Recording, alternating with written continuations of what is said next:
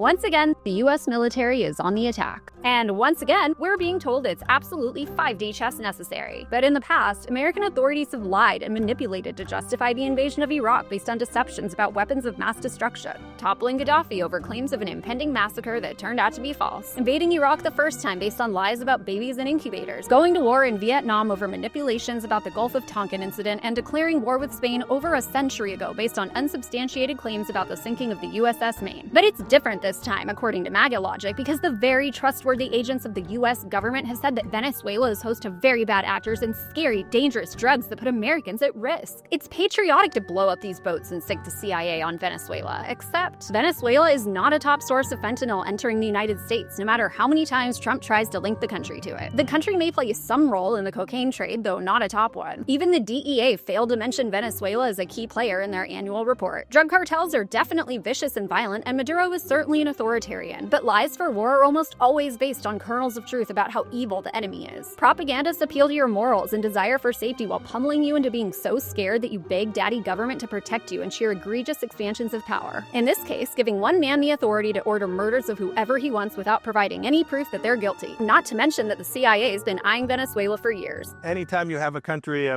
as large and with the economic capacity of a country like Venezuela, America has a deep interest in making sure that it is stable and as democratic as possible.